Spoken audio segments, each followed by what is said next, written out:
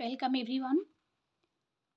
हम youth competition से अभी स्टार्ट करने जा रहे हैं क्वेश्चंस, जिसमें देख लें आप, इसमें टॉपिक वाइज, राइटर्स वाइज, इसमें टीजीटी और पीजीटी के राइटर वाइज इसमें जो है क्वेश्चंस दिए हैं। आप लोगों की कमेंट आ रहे थे कि मैं राइटर वाइज टीजीटी और पीजीटी दोनों को कवर करूं, पीजीटी वालों को भी। तो चलिए हम उसी के अकॉर्डिंग अब चलते हैं। आज का हमारा फर्स्ट क्वेश्चन है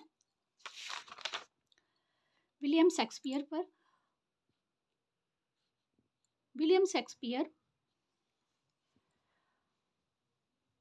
इनका सबसे पहले हम बर्थ देख लेते हैं। बर्थ कब होता है? 23 अप्रैल को 1564 में, और इनकी डेथ भी होती है 23 अप्रैल 1616 में। Question first, at what age did Shakespeare get married to Anne Hathaway? Anne Hathaway से इन्होंने शादी 18 ईयर की एज में की थी, और एनी हैथवे इनसे बड़ी थी, 26 ईयर की थी, और इनकी मैरिज हुई थी 1582 में। Second question, the first folio of Shakespeare work had a poem as preface by. इनका जो फर्स्ट फोलियो था, वर्क था शेक्सपियर का, उस पर एक पोएम और एज अ प्रीफेस किसने लिखी थी? बेन जॉनसन ने लिखी थी। और प्रीफेस का मतलब होता है शॉर्ट पोएम, जिसमें किसी के, उसको बोलते हैं ओलॉजी। ओलॉजी, इसमें ओलॉजी टू शेक्सपियर इन्होंने किया है, क्योंकि इन्होंने शेक्सपियर का प्रेस किया है इसमें आफ्टर हिज डेथ, और बुक की इम्पोर्टेंस इसमें बताई है। और जो ये बुक थी इनकी, उसका टाइटल इन्होंने दिया है, इस पोएम का टाइटल क्या दिया था? To the reader. Book title का इनके नाम था। ये भी क्वेश्चन आ सकता है, क्योंकि इनके शेक्सपियर के वर्क पर लिखी गई, इसलिए आ सकता है। और ये भी ध्यान रखिएगा कि sweet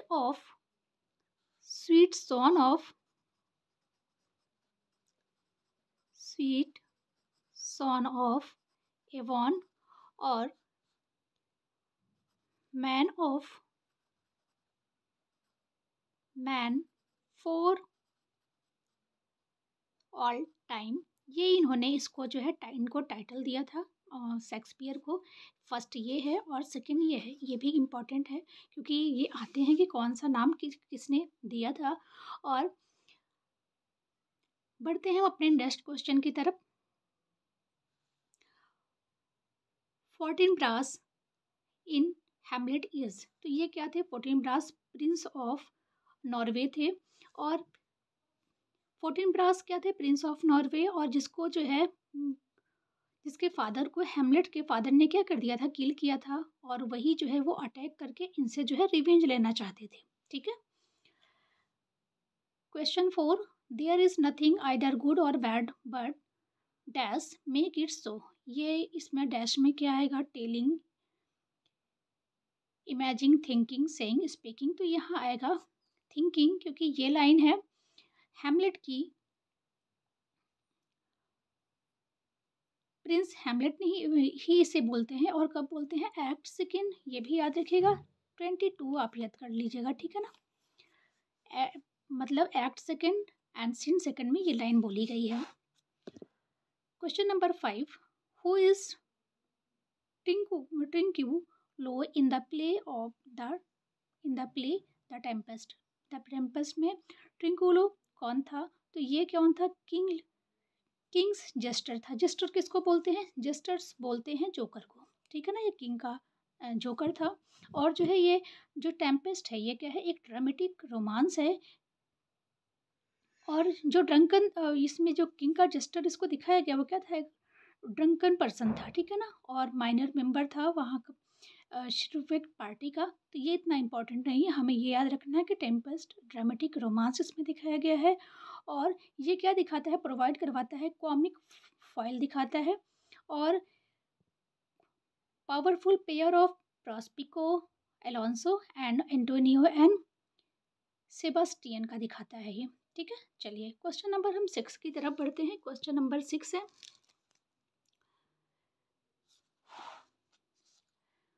who says good wombs have borne bad सन।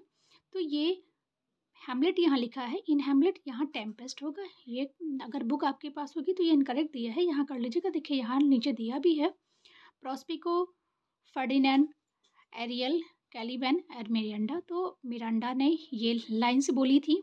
और टेम्पेस्ट जो है ड्रामेटिक रोमांस है, अभी हम लोगों ने इससे पहले भी लाइन में पढ़ा, टेम्पेस्ट ड्रामेटिक रोमांस है। और ये लाइन्स एक्ट 1 और सीन 2 में बोली गई है, ये भी याद रखिएगा। ठीक, 12 इसलिए लिखा है कि आप इसको समझ सकें कि इजी में आप याद कर लीजिए। 7th, who is considered to be the first play of Shakespeare by general consent? Romeo and Juliet, Henry V, Part 1, Two Gentlemen of Verona, Love's Labour Lost। तो ये है लव लेबर्स लॉस्ट का, जो क्या है, इनकी हिस्ट्री प्ले है और शेक्सपियर ने लिखा, ये हमें पता है। और ये लाइन है, ये पार्ट 1 है, हेनरी 6 पार्ट 1 है।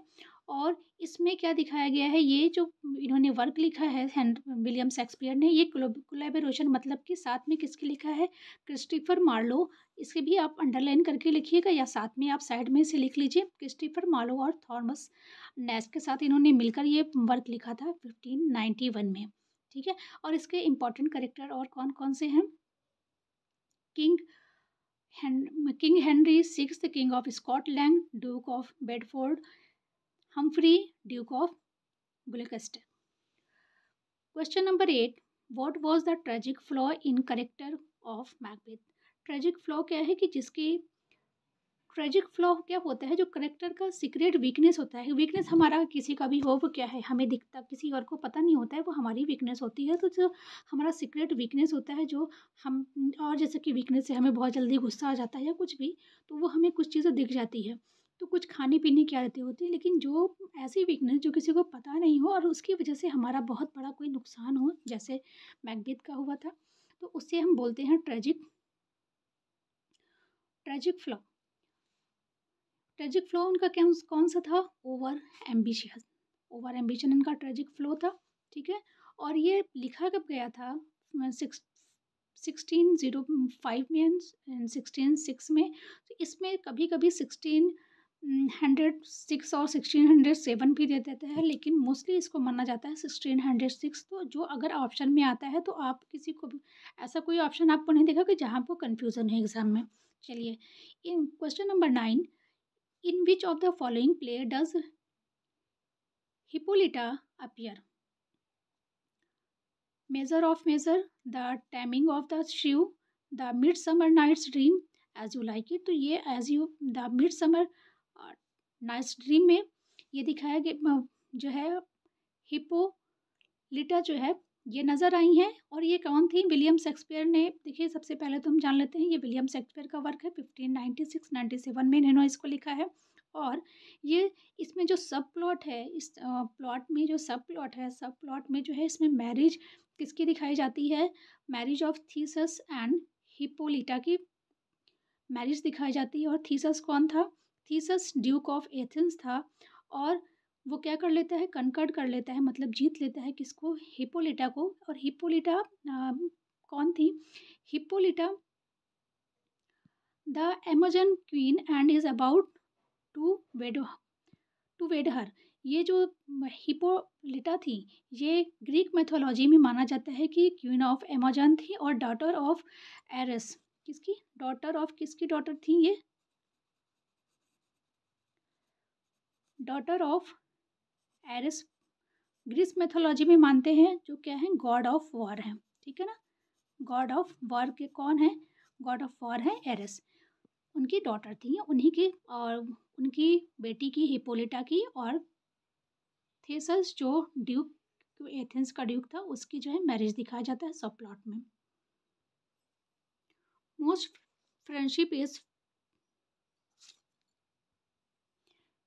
फेनिंग, most loving mere folly, these words occur in. ये लाइन किस में आई है, ये लाइन आई है Hamlet, King Lear, As you like It, Twelfth Night. तो ये लाइन आई है एज यू लाइक इट में। आप कमेंट कर दीजिएगा, अगर ये जो मैं पेंसिल से लिख रही हूँ ये अगर बहुत लाइट है तो मैं डार्क पेंसिल या कोई किसी कलर की, अदर कलर की पेन ले लूँगी। ठीक है, तो ये है एज यू लाइक इट में।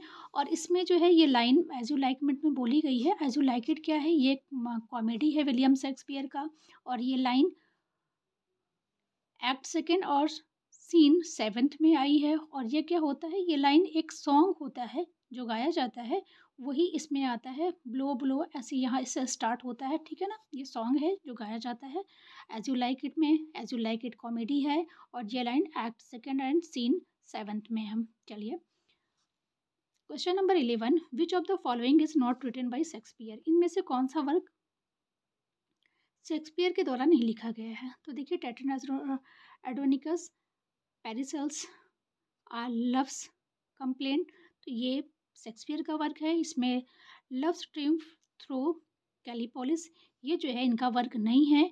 इसको किसने लिखा था, इसे लिखा था बेन जॉनसन ने, ये आप याद रखिएगा। चलिए question number 12, which play of Shakespeare has a character named बैंको।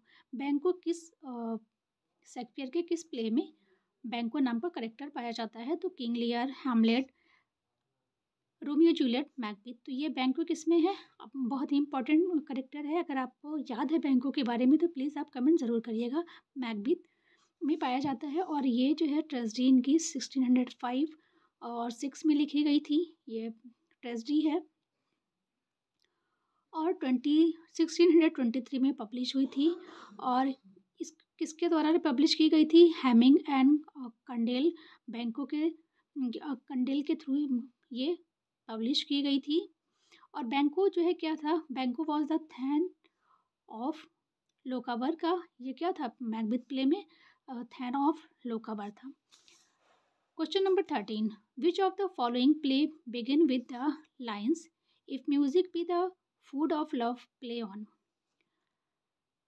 The Tempest, As you like It, Twelfth Night, Romeo and Juliet. तो ये लाइन जो है बोली गई है, किससे स्टार्ट हुई है, ये लाइन स्टार्ट हुई है किसमें, स्टार्टिंग में है ट्वेल्थ नाइट में है।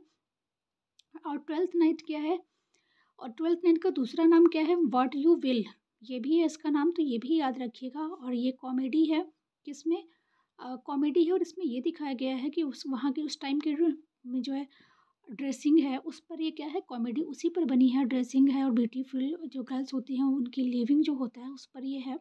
और लव ट्रायंगल भी इसमें दिखाया गया है।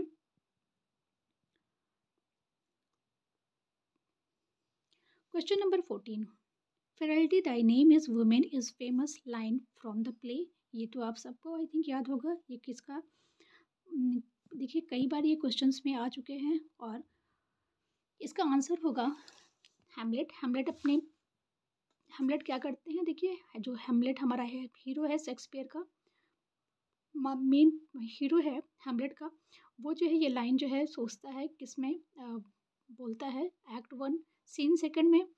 और जब अपनी मम्मी को अपनी मदर के की अच्छी मेमोरीज़ को याद कर रहा होता है और अपने फादर को जब वो खो चुका होता है उसके बारे में जब वो याद कर रहा होता है कि उसकी मम्मी ने कैसे उसके चाचा से अब शादी कर ली after the death of his father, then ये लाइन्स ये रिकॉल करता है।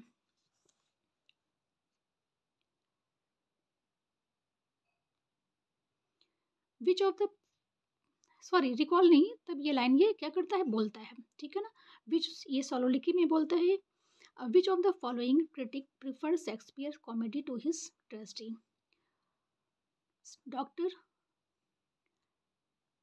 किस क्रिटिक ने शेक्सपियर की कॉमेडी को उसके अपने ही ट्रेजेडी पर ज़्यादा क्या प्रिफर किया है कि उनकी कॉमेडी ज़्यादा बेटर है। तो डॉक्टर सैमुअल जॉनसन ने, वो क्या है इंग्लिश राइटर हैं और ये क्या है कंट्रीब्यूशन टू इंग्लिश, ये इंग्लिश राइटर हैं, पोइट भी हैं, playwright, essayist, moralist and literary critic भी हैं।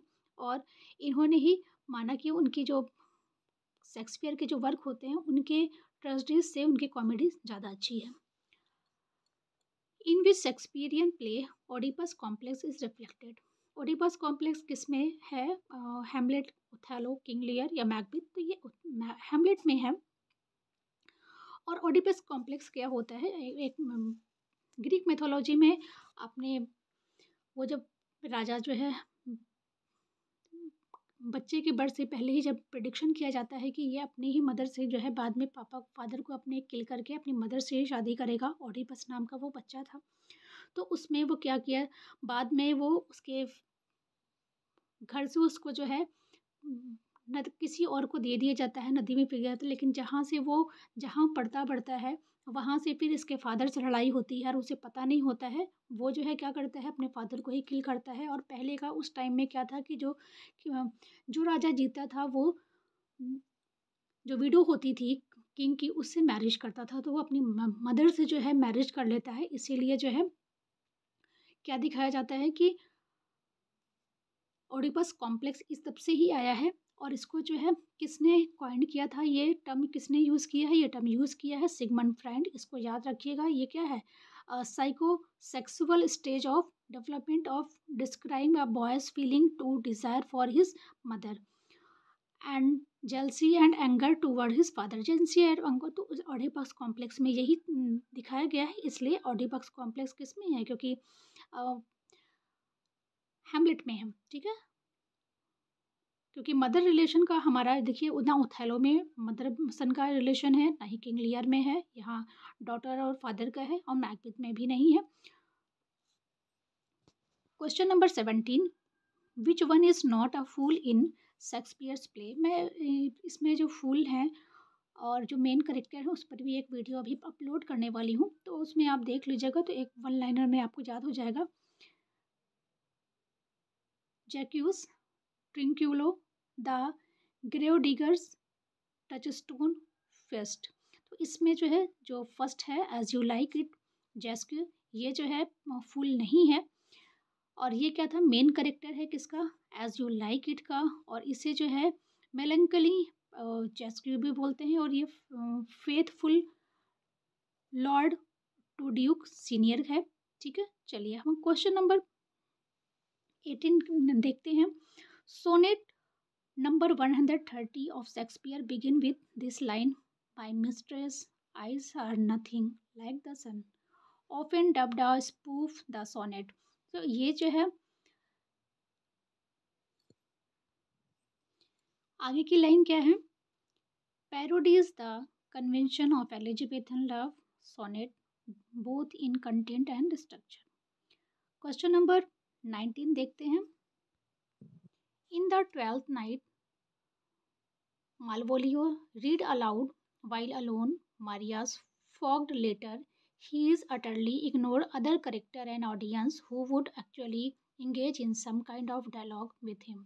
This gives rise to, क्या दिखाता है इसमें कि जब 12th नाइट में मारिया का जो है लेटर को जब मालवोलियो पढ़ता है तो अदर कैरेक्टर्स को वो क्या करता है, उसे इग्नोर कर देता है। तो ये इसमें क्या है, ये जो दिखाया गया है उसमें ये है सिचुएशनल एंड ड्रामेटिक आयरनीज, ठीक है ना। तो देखिए ये ड्रामेटिक आयरनी क्या है, ड्रामेटिक आयरनी हमें ऐसे ही समझ में आ रहा है कि ड्रामा है वो, और साथ ही 12th नाइट, और साथ ही ये जो करेक्टर है वो इग्नोर कर रहा है। तो क्या है इसका मतलब, आयरनी कर रहा है। तो इसमें क्या है, आयरनी कर रहा है। और knowledge of present and future circumstances of which character is ignorant, इसी को हम ड्रामेटिक आयरनी बोलते हैं। In this situation character unknowingly act in a way we recognize to be grossly inappropriate to the actual circumstances. And in this play, in 12th night, Malvolio approached on the path talking to himself. क्या कर रहा है, होता है कि जैसे कि देखिए ये अदर को इग्नोर कर देता है, उसे ध्यान ही नहीं रहता उस टाइम जब वो बोल रहा होता है, ठीक है। और ये खुद से ही बोल रहा होता है, और खुद से बोलते बोलते उसे ध्यान नहीं रहता है कि स्टेज पर और अदर करेक्टर हैं या कौन है। हाँ, और ये जो है क्या था, ही स्पीक ऑफ ओलिविया, ये ओलिविया के बारे में बात कर रहा था, ठीक है। चलिए क्वेश्चन नंबर 20 देखते हैं। Shakespeare soliloquy are defined as a locution dominating the stage and the attention delivered by a Shakespeare who is alone on the stage. Identify an exception to this definition in the context of Shakespearean tragedy. तो इसमें क्या है, first में Hamlet soliloquy to be or not to be, Macbeth soliloquy is this a dagger which I see before me, Hamlet soliloquy now might I do it pat, Iago's soliloquy if it were done when this done। तो इसमें ये कौन सी है, Hamlet soliloquy now, जिसमें ये बोलते हैं now might I do it pad. और ये कब किस में अपीयर होती है ये लाइन्स अपीयर होती है एक्ट थर्ड और सीन थर्ड में। ये soliloquy है। शेक्सपियर की soliloquy क्या होती है कि जब हम जो है अकेले कोई करेक्टर स्टेज पर बोल रहा होता है, या जो है जो अदर करेक्टर होता है वहाँ पर होता भी है तो वो सुन नहीं रहा होता है, हम ऐसे बोल रहा होता है कोई करेक्टर, तो उसे हम सोलोलिकी बोलते हैं।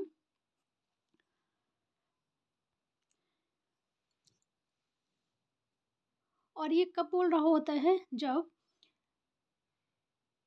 हैमलेट और in present soliloquy both Hamlet and Claudius are present, दोनों जो है स्टेज पर प्रेजेंट होते हैं, क्लॉडियस और हैमलेट। लेकिन ये after speaking his dialogue Claudius क्या करता है, वो घुटने के बल बैठ जाता है ऑन द स्टेज, और हैमलेट फिर इंटर करता है और ये सोलोलिकी बोलता है।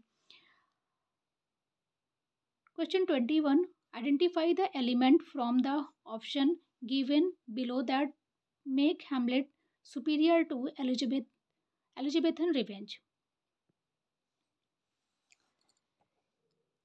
Option insanity or feigned insanity, violent death of hero, apparition, encouraging vengeance, awareness of the moral implication of revenge, the use of the number of soliloquies। तो इसमें क्या होगा आंसर, इसका आंसर डी होगा, awareness of moral implication of revenge. और tragedy क्या है, हमारा जो प्रिंस डेनमार्क, जो हैमलेट हमारी ट्रेजेडी है, ये क्या है, प्रिंस डेनमार्क की स्टोरी है। हैमलेट हमारे प्रिंस के डेनमार्क के प्रिंस हैं, और ये लिखी कब गई है, 601 में लिखी गई है और परफॉर्म की गई थी 609 में। और इसमें क्या है, awareness of the moral implication of revenge is element, ये इसमें एलिमेंट यूज़ किया है, और जो क्या बनाता है हैमलेट को एलिजाबेथन एज का जो एलिजाबेथन प्ले होता है उसका सुपीरियर बनाता है। ठीक है, जितने भी और एलिजाबेथन प्ले है उससे ये हैमलेट को सुपीरियर बनाता है। क्या, awareness of moral implication of revenge, जो एलिमेंट इसमें यूज हुआ है। Question number 22, who speak the following line in Hamlet, nothing is rotten in the state of Denmark, Claudio, Marcellus, Horatio, Hamlet, Polonius. तो ये बोलता है कौन, मार्सिलस। और इसमें क्या है, ये state of Denmark appear in Hamlet act, ये लाइन बोली जाती है एक्ट 1 एंड सीन 4 में। और ये मार्सिलस बोलता तो है, लेकिन किससे बोलता है, हॉर्शियो से बोलता है। ये भी क्वेश्चन आ जाता है कि this line spoken by Marcellus to whom, तो हुम में याद रखिएगा ये होरेशियो से बोलता है। और ठीक है, और ये लाइन जो है, something is rotten in the state of Denmark, ये ध्यान रखिएगा, one of the most recognisable line of all of Shakespeareans work. ठीक है, question number 23, identify the critic who posited the view, the levity of Hamlet, his reputation of phase, his pun are not part of deliberate of dissimulation but a form of emotion relief। तो ये किस में है, ये critic कौन सा critic थे, ये Coleridge, Hazlitt, Eliot, Bradley, Charles Lamb और इलियट। तो ये इलियट थे। इलियट ने अपने वर्क किसमें, इनका जो क्रिटिकल एसे है हैमलेट एंड हिज प्रॉब्लम्स, उसमें ये लाइन इन्होंने बोली है। क्वेश्चन नंबर 24 देखिए, name of the critic who said this of Shakespeare, Shakespeare कौन से क्रिटिक ये बोलते हैं, those who accuse him to have wanted learning give him the greater commendation. He was naturally learned. He needed not the spectacles of books to read nature. He looked inward and found her there. I cannot say he is everywhere alike. Were he so, I should do him injury to compare him with the greatest of mankind. ये line किसने बोली है? ये line बोली है John Dryden ने। ठीक है, जॉन ड्राइडन ने ये लाइन अपनी किस वर्क में बोली है? ये an essay of dramatic poesy में, जो 1668 में इन्होंने लिखा था, उसमें इन्होंने ये लाइन बोली है। और ये क्या बोलते हैं? ये बोलते हैं सोल, ये देखिए यहाँ से, ही वॉज द मैन, ये क्या बोलते हैं इनके बारे में, ये भी याद रखिएगा, John Dryden. He was the man who of all modern and perhaps ancient poets had the largest, यहाँ से याद रखिएगा, ये इंपॉर्टेंट है, largest and most comprehensive soul. All the image of nature were still present to him, मतलब इनके में सारा नेचर का इमेज प्रेजेंट था। And he drew them not laboriously but luckily when he describe anything. Question number 25. Shakespeare's popular play Merchant of Venice belonged to which of the following literary form?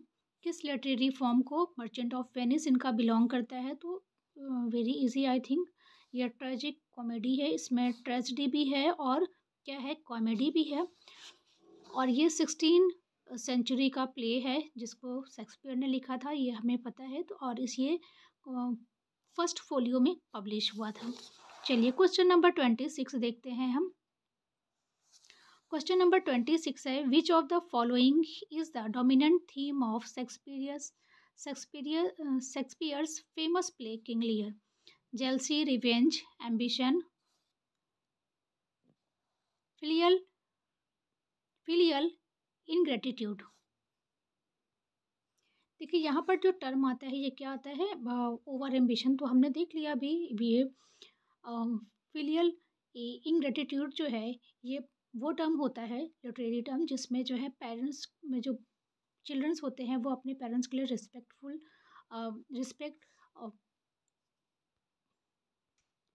Show नहीं करते हैं और उनका ध्यान नहीं देते हैं अपने पेरेंट्स का। वो टर्म जो होता है उसके लिए हम जब अभी लिटरेरी टर्म पढ़ाएंगे तो उसमें इसको भी आपके लिए कवर कर देंगे।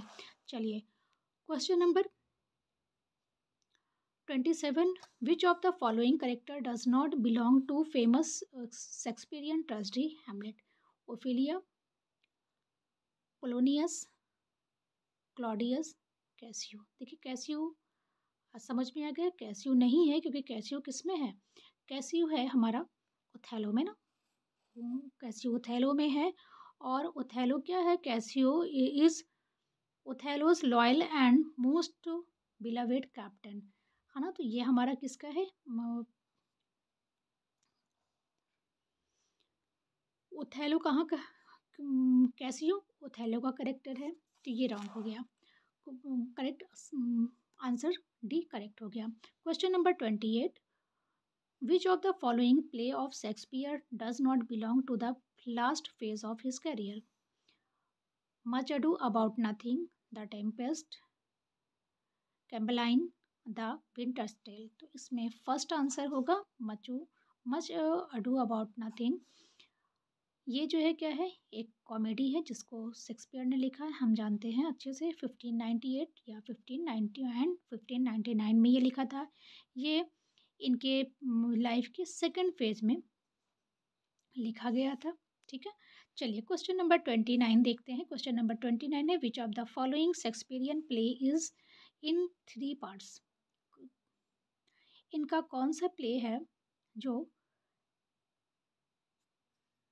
3 पार्ट में है? तो इनका प्ले हेनरी 6, ये जो है किस पार्ट, कितने पार्ट में है? ये है 3 पार्ट में। और हेनरी कैसे आया है, ये Henry 5th part 1, Henry 6 part 1, Henry 6 part 2, Henry 6 part 3। Question number 30। In 1601, a collection of Shakespeare's sonnet was printed by Dark Lady of Sonnet, Mr. W.H. Thomas Thorpe, George Peele. तो answer होगा हमारा Thomas Thorpe. Thomas Thorpe printed a collection of Shakespeare sonnet in 1609। तो आप ये time भी याद रखिएगा कि इनकी जो सोनेट्स जो पब्लिश प्रिंटेड हुई थी वो कब हुई थी, 1609 में हुई थी। जो कलेक्शन जो है उन्होंने कब लिखा था, 1601 में लिखा था। ठीक है, याद रखिएगा इसे। और ये भी याद रखिएगा कि ये तो क्वेश्चन आ ही गया है कि ये इसको लिखा किसने प्रिंटेड किया था, इसको थॉमस थॉर्प ने किया था। चलिए क्वेश्चन मैं 50 का टारगेट मैंने आज रखा था, लेकिन वीडियो आई थिंक आपके लिए बड़ी हो जाएगी, तो हम आज 30 क्वेश्चन कवर करते हैं। अगर आपके लिए वीडियो लॉन्ग नहीं हो रही होगी तो आप बताइएगा, मैं क्योंकि हमें काफ़ी क्वेश्चन करने हैं लैंग्वेज और लिटरेचर दोनों के, तो क्वेश्चन हमें ज़्यादा पढ़ेंगे तब अच्छे से होगा। और अगर आपको ठीक लग रहा है वीडियो तो फिर मैं पर डे 50 क्वेश्चंस कराऊंगी, ये आप हमें बता दीजिएगा कमेंट करके। चलिए मिलते हैं नेक्स्ट वीडियो में, तब तक के लिए ऑल द बेस्ट। आप अच्छे से पढ़ते रहिए। All is well.